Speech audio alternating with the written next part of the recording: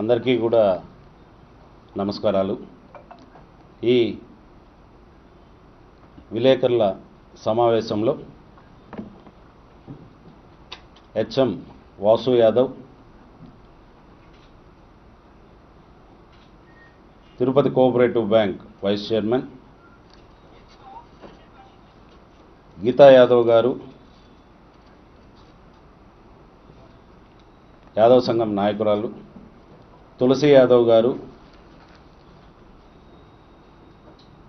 యాదవ్ సంఘం నాయకులు పెరుగు బాబు యాదవ్ గారు, సీనియర్ యాదవ్ సంఘం నాయకులు ప్రకాష్ గారు, బీసీ నాయకులు చింతా రమేష్ యాదవ్ గారు, సీనియర్ యాదవ్ నాయకులు ఈతమాకుల సురేష్ యాదవ్ గారు, యాదవ్ సంఘం నాయకులు కోటి గారు, బీసీ నాయకులు బాలాజీ గారు, బీసీ నాయకులు సునీల్ యాదవ్ గారు, యాదవ్ సంఘం నాయకులు. నిన్న నేను ఒక ప్రెస్ మీట్ పెట్టి తిరుపతి కోఆపరేటివ్ బ్యాంక్లో వైస్ చైర్మన్కి ప్రత్యేకమైన ఒక ఛాంబరు ఏర్పడింది, దాన్ని తీసేయమని ఇప్పుడు ఉన్న జంగాలపల్లి శ్రీనివాసులు గారు శాసనసభ్యులు, వాళ్ళ కుమారుడు మదన్ గారు మా బ్యాంక్ ఎండీకి ఒక హుకుం జారీ చేయడం జరిగిందని, ఆ హుకుంని అడ్డం పెట్టుకొని బ్యాంకు సిబ్బంది నా నేమ్ ప్లేట్ని నా ఛాంబర్కి బీగాలు వేయడం జరిగింది అనే విషయం నిన్న నేను ప్రస్తావించాను. దానికి వాళ్ళు నిన్న సాయంకాలం ఇక్కడే ఒక విలేకరుల సమావేశం ఏర్పాటు చేసి బ్యాంకుని నేను బారుగా మార్చానని, బ్యాంకులో నేను మద్యపానం చేశానని ఒక నింద నా పైన వేస్తూ, దానికి ఆధారంగా ఒక వీడియోని మీ అందరికీ కూడా చూపిస్తూ సోషల్ మీడియాలో కూడా పెట్టడం జరిగింది. నిజంగానే ఈ జనసేన నాయకులకి నిజంగానే వాళ్ళకి నిజాలు తెలియవు, వాళ్ళకి ఆకేదో అట్టిపడిన ఏదో కూడా తేడా తెలియదు. ఎవరో ఏదో స్క్రిప్ట్ రాయిస్తే తీసుకొని వచ్చి చదవడం తప్ప దాంట్లో ఉన్న నిజాలు వాళ్ళకి అర్థం కావు. ఈరోజు నేను చెప్తాను, ఒకసారి మన విలేకరులందరూ కూడా ఒకసారి శ్రద్ధగా వినండి. ఈరోజు ఇది 2024 జూన్ 28వ తారీఖున ఒక ప్రముఖ దినపత్రికలో వచ్చిన శీర్షిక. అంటే 2024 జూన్ 28వ తారీఖున దీంట్లో ఏమని ఉంది? బ్యాంకులోనే బార్, వైకాపా నేతలు అడ్డాగా కోఆపరేటివ్ బ్యాంక్ అనే శీర్షిక జూన్ 28వ తారీఖున వచ్చింది. దీంట్లో ఒక చిన్న లాజిక్ కనుక మీరు చూసినట్లయితే, ఆ డేట్కి ఉన్న ప్రభుత్వం కూటమి ప్రభుత్వం. మీరు ఆ వీడియోలో చూసినట్లయితే నా రూమ్లో అప్పటి ముఖ్యమంత్రి జగన్మోహన్ రెడ్డి గారి ఫోటో, అప్పటి శాసనసభ్యులు కరుణాకర్ రెడ్డి గారి ఫోటో, తిరుపతి నగర డిప్యూటీ మేయర్ అభినయ్ గారి ఫోటో మీ అందరికీ ఆ వీడియోలో కనిపించినట్టుంటుంది. అరే పిచ్చి వెదవలనాలో ఇంకేమనాలో నాకు అర్థం కాదు. అది ఒక ప్రభుత్వ సంస్థ. ఎలక్షన్ కోడ్ మనకి ఫిబ్రవరిలోనే స్టార్ట్ అయింది.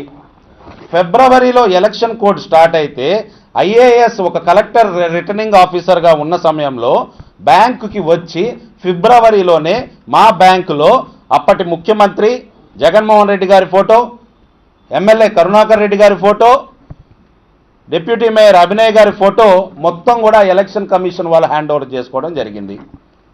ఎప్పుడు ఇది జరిగింది? ఫిబ్రవరిలో జరిగింది.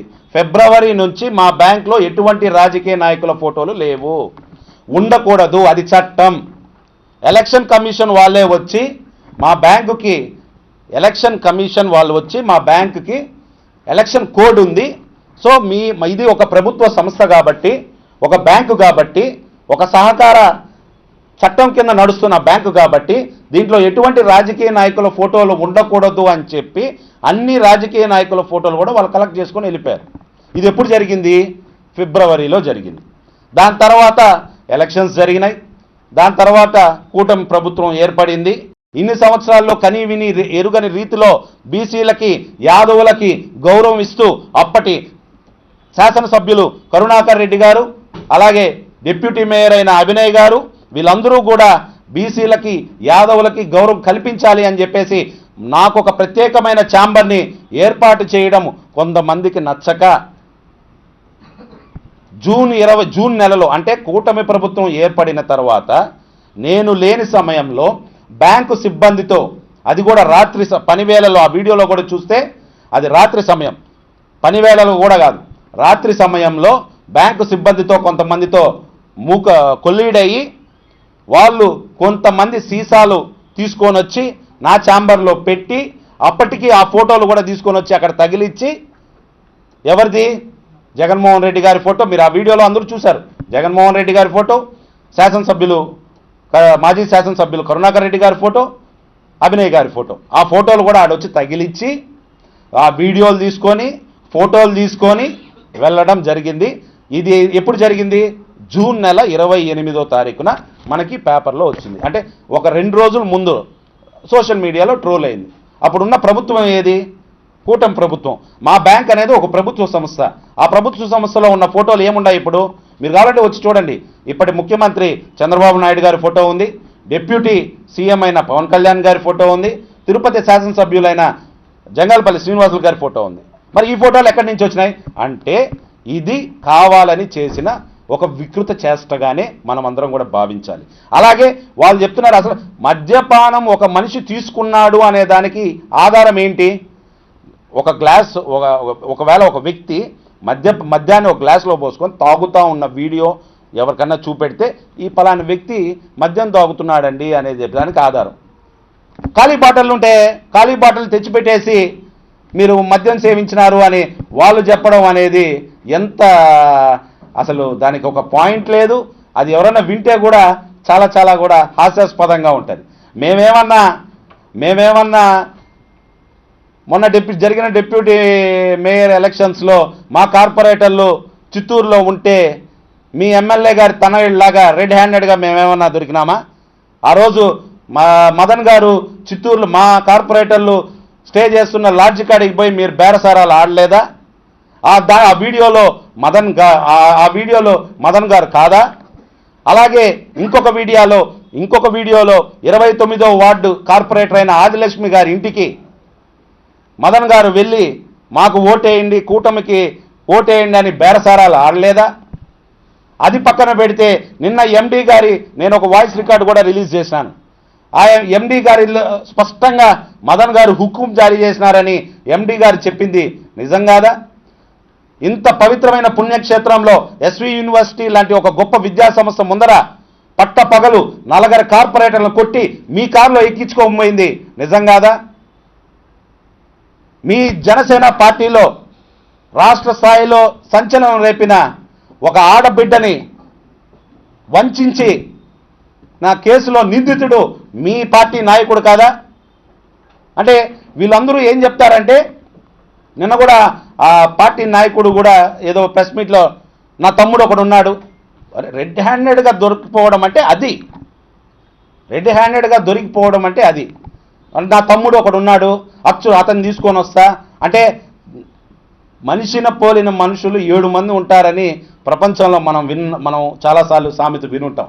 కానీ మనిషిని పోలిన మనుషులు తిరుపతి జనసేన పార్టీలోనే ఉంటారు. ఎందుకంటే ఆయన మొన్న చిత్తూరులో కనిపించింది, రేపు మళ్ళీ వాళ్ళు ప్రెస్ మీట్ పెడతారు. మదన్ గారికి ఒక తమ్ముడు ఉన్నాడు, ఆయన కూడా అలాగే ఉన్నాడు, లేదా చిన్నాయన కొడుకున్నాడు. చిత్తూరులో కార్పొరేటర్ల ఆ దాడి చేయడానికి ప్రయత్నించింది మదన్ గారు కాదు, ఆదిలక్ష్మి గారి ఇంటికి పోయింది మదన్ గారు కాదు, యూనివర్సిటీ ఎదురుగా కార్పొరేటర్లను కిడ్నాప్ చేసింది మదన్ గారు కాదు, ఎండీతో మాట్లాడింది మదన్ గారు కాదు, మా బాడీ డబ్బులు అని. అంటే వీళ్ళకందరికీ ఒక మనిషి కాకుండా ఇంకొక మనిషి బాడీ డబులింగ్ ఉండదన్నమాట. అలాంటి పార్టీ జనసేన పార్టీ. ఎంత నిన్న ఇక్కడ కూర్చొని ఎందుకనంటే మీకు ఒక చిన్న ఉదాహరణ చెప్తాను. ఒక మనిషిని ఎలాగా వేధించాలి అనే కోణంలో ఈరోజు నేను నా వ్యక్తిగతంగా ఒక పవిత్ర దేవాలయంగా భావించే నేను గత 17-18 సంవత్సరాలుగా అటు బీసీ సంఘాల్లో ఇటు రాజకీయాల్లో ఉంటూ నేను ఒక పవిత్రమైన దేవాలయంగా భావించే ఈ ప్రెస్ క్లబ్లో కూడా ఈ మాట నేను అనకూడదు.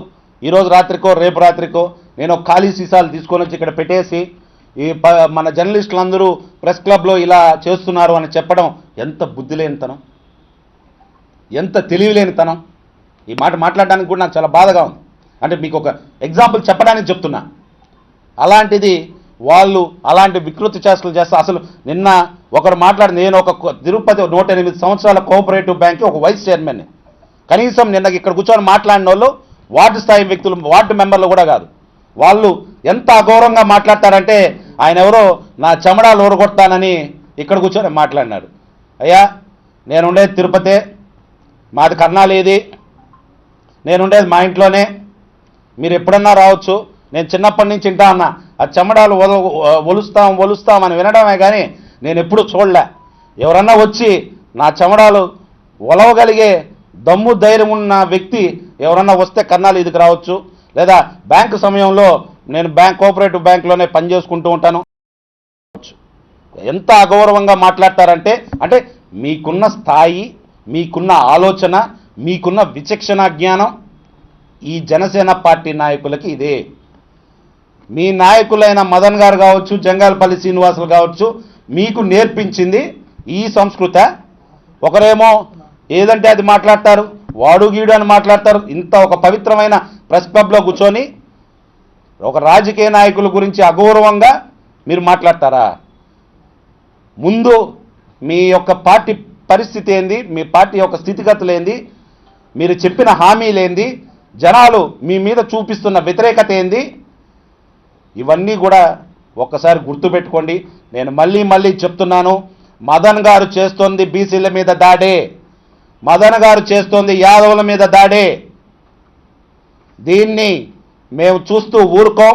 మీరు ఎన్ని దాడులు చేసినా, ఎన్ని అరాచకాలు చేసినా మేము నిరంతరం ప్రశ్నిస్తూనే ఉంటాం. మీ ఆగడాలని, మీ రౌడీయిజాన్ని, మీ గూండాయిజాన్ని, మీ చిత్తూరు నగర సంస్కృతిని తిరుపతిలో సాగనివ్వం.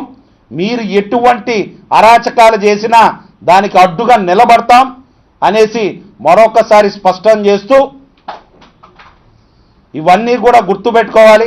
మొన్న బైరాపట్టేటి దగ్గర తోపుడు బండ్లు కావాలని మీ జనసేన పార్టీ 14వ వార్డు అధ్యక్షుడు ఇన్ఛార్జు అంట తోపుడు బండ్ల దగ్గర వసూలు చేయడానికి రచ్చ చేసినారు. మీ పార్టీ పరిస్థితి అది, మీరు పెంచి పోషిస్తున్న సంస్కృతి అది. కాబట్టి ఇలాంటివి కానీ మళ్ళీ కానీ పునరావృతం అయితే దాని పర్యవసానాలు కూడా చాలా బలంగా ఉంటాయి. దాన్ని మీరు చాలా బలంగా ఎదుర్కోవాల్సి వస్తుందని మరొకసారి మీ అందరికీ తెలియజేసుకుంటూ థ్యాంక్ యూ అన్న.